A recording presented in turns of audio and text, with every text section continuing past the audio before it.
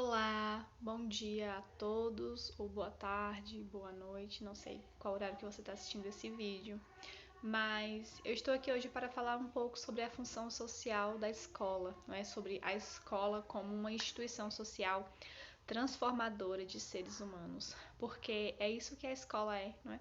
Não apenas um ambiente de passar conteúdos, mas também de passar ensinamentos sociais para que essas crianças cresçam e se tornem adultos responsáveis e que consigam viver em sociedade da melhor forma possível. Então, a função social da escola, não é que fazer é esse, o que isso significa?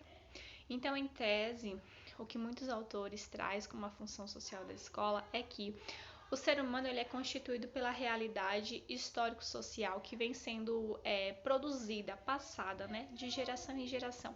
Então, a cada geração nós temos mudanças no mundo inteiro e essas mudanças refletem nas pessoas, nas formas como elas se desenvolvem, nas mudanças que temos tecnológicas, né? A geração passada, ela é uma geração muito menos tecnológica, né? São os imigrantes, estão entrando na tecnologia agora. A geração de hoje já é uma geração muito tecnológica, não é? Que as crianças desde muito cedo já estão em contato. Então tudo isso gera mudanças no processo de desenvolvimento social desses indivíduos. Os teóricos também dizem que o homem ele não nasce sabendo ser homem. Ele precisa aprender, não é? Isso é um processo. Ele precisa aprender a pensar, a ter sentimentos, a agir, a avaliar.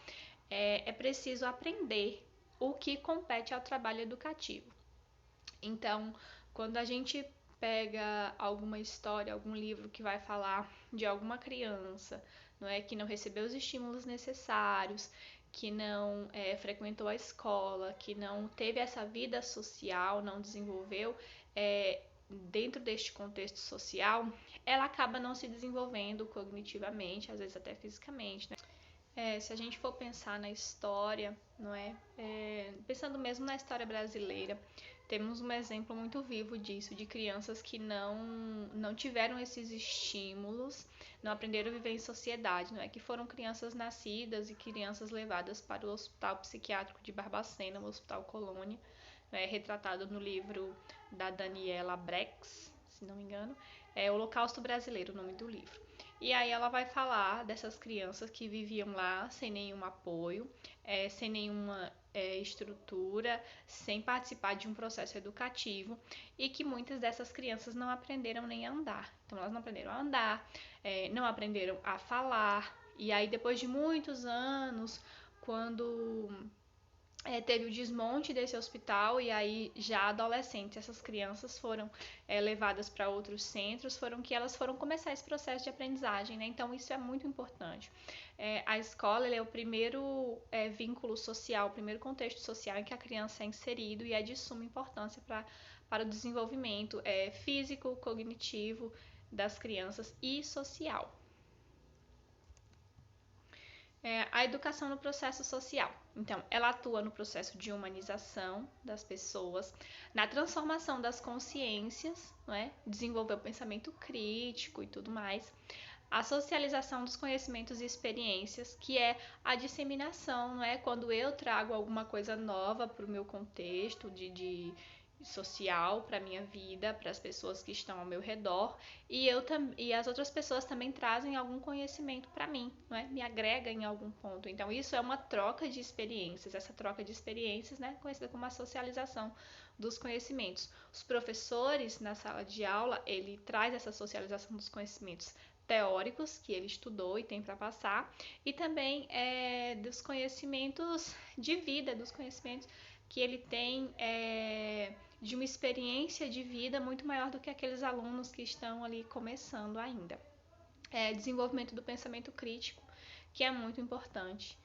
Desenvolver o pensamento crítico, tentar entender por que as coisas acontecem dessa forma, não ficar preso a ideias, a coisas que sem questionar, não é?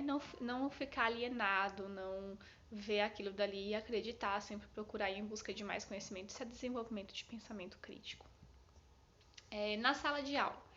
Então, a escola é uma das mais importantes instituições sociais, como eu já havia falado, né, por fazer, assim como outras, a mediação entre o indivíduo e a sociedade, que é algo que não está acontecendo nesse momento, né, por conta da pandemia. Então, não tem essa relação de indivíduo inserido nessa sociedade, nessa instituição chamada escola, mas essa é uma das funções da escola e é dessa forma que ela atua, né? Então, ao transmitir modelos sociais de comportamento e valores morais através da cultura, a escola permite que a criança seja humanizada e socializada. Então, uma criança que não frequenta a escola, uma criança que não está inserida em nenhum meio social, ela acaba não sendo humanizada, não sendo socializada. O Leandro Carnal fala de dois processos, né? O processo de hominização, que é quando se torna homem, Homo sapiens, e o processo de humanização, que é esse processo em que o homem se insere na sociedade, aprende a viver em sociedade, não é seguindo regras e tudo mais. Então, são dois processos e hoje, né, hoje a gente não passa mais pelo processo de hominização, já somos, né, essa espécie. A gente passa apenas pelo esse processo de humanização. Ou seja, né, é na escola que as crianças e jovens aprendem a trabalhar, assimilar regras sociais, os conhecimentos básicos, valores morais e coletivos, os modelos de comportamento que são considerados adequados perante a sociedade, né? Além da aprendizagem técnica, que é a aprendizagem da leitura, escrita, cálculo e etc. Desenvolvendo o pensamento crítico. Né? O ensino remoto ele tem evidenciado muitas desigualdades sociais, como a gente vê aqui na nossa comunidade e em todo o Brasil. Então, na medida em que muitos alunos não têm acesso a meios digitais, então isso fica muito forte, muito gritante, isso até tem complicado muito o ensino. Nesse sentido, a escola buscou formas de contornar essa situação, entregando atividades impressas para esses alunos. Então, isso é o que a escola tem feito, não é? Mas a escola tem procurado despertar nesses alunos esse pensamento a respeito dessas desigualdades sociais, não é, acerca do que acontece, a pensar um pouco a respeito disso e por que isso acontece de uma forma tão constante e sistemática no nosso país. Então, né, como os alunos lidam com essas diferenças sociais? Vocês têm alguma ideia, né, de como eles estão lidando, de se em algum momento eles param para pensar nisso? Né? Será que nossos alunos eles pensam sobre isso? Então é preciso levar essas questões aos alunos, fazer com que eles questionem sobre a dificuldade ou privilégio que o mesmo dispõe. Privilégio esse que por vezes é desperdiçado pelo aluno. Por que eu falo isso, desperdiçado? Porque a gente sabe que tem muito aluno que não tem acesso, mas que tem interesse, né, que gostaria muito de aprender, que gostaria de participar de uma aula online e que não tem essa possibilidade. E a gente sabe que tem muito aluno que tem essa possibilidade, mas que não está nem aí. Não é? Então, de certa forma, ele está desperdiçando um privilégio que ele tem e que muitas vezes ele não está ciente deste privilégio. Não é? Então, a gente precisa despertar nos alunos isso de que, né, existe uma diferença social, existem diferenças gritantes e que influenciam muito nas vidas e no futuro das pessoas, principalmente nesse momento, e que às vezes, né, você é portador de um privilégio que você nem imagina que o outro deseja tanto e que seria tão importante na vida de outra pessoa. Então, tentar entender isso para valorizar mais até o próprio privilégio que ele tem. Eu falo privilégio assim, não é no sentido de nossa, que coisa, né? Mas tipo, eu tenho essa possibilidade, né? Isso é um privilégio para mim porque eu tenho essa possibilidade. Para mim não é nada muito importante, mas para o outro seria algo muito importante na vida. É através da consciência das diferenças sociais que poderemos lutar por uma sociedade mais justa e igualitária, por melhores condições de trabalho, por políticas públicas que atendam aos mais necessitados. E é preciso construir essa consciência desde a infância, para que ao chegar na idade adulta, esses jovens possam fazer escolhas mais conscientes diante da sua realidade social. Então, o que eu quero dizer aqui é que A gente precisa educar as crianças de hoje já pensando nisso. A gente precisa trazer para o adolescente, para o jovem, essa noção de consciência social, não é? Do que é política pública, do que é um atendimento diferenciado para quem mais necessita, para que no futuro isso venha a agregar, não é? Se eu tenho um pensamento crítico a respeito das diferenças sociais, eu vou procurar formas, não é? Seja ela qual for, de tentar diminuir essa diferença, né? De fazer com que no futuro menos pessoas sofram com essas diferenças sociais.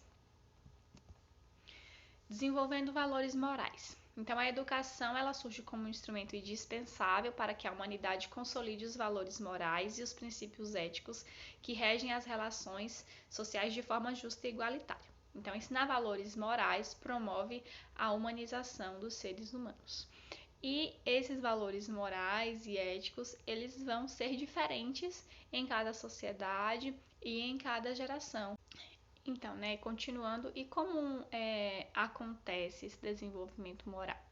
O desenvolvimento moral ele costuma ser mais promissor em espaços onde há o incentivo ao diálogo, ao exercício da autonomia e da criticidade, além da valorização de virtudes. Ou seja, né, um ambiente democrático onde as crianças e adolescentes possam opinar e onde sua subjetividade também seja levada em consideração. Empatia e respeito à diversidade. Então, é nesse contexto que se desenvolve a empatia e o respeito à diversidade, que é tão comentada e tão necessária nos dias atuais. Então, ao promover a empatia e o respeito à diversidade, a gente minimiza casos de bullying, de racismo, de homofobia, de xenofobia. Então, sempre trabalhar essa questão do se colocar no lugar do outro, não é? Antes de fazer ou falar alguma coisa, sempre pensar em como você reagiria, como você se sentiria se alguém fizesse isso com você.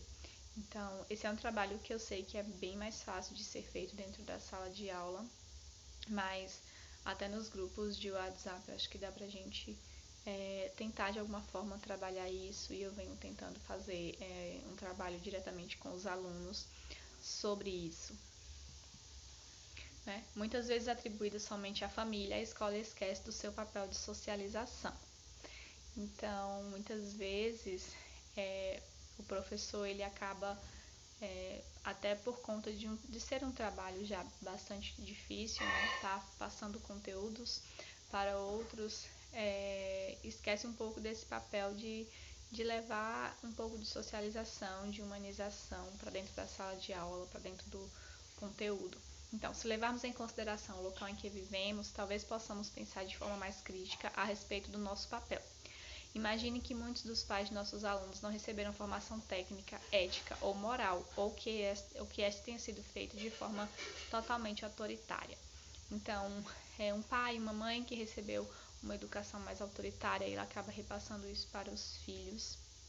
E a gente tenta quebrar esse padrão, tenta modificar, tentando levar uma educação mais socializadora, mais democrática, baseada no diálogo, e no respeito às subjetividades dos alunos, e a gente acaba tendo que trabalhar isso também com as famílias. Então, né, cabe a nós, como comunidade escolar, buscar formas de desenvolver esses valores para com nossos alunos de uma forma mais humana, mais sensível e democrática, né? Como eu falei, respeitando sempre a subjetividade de cada um.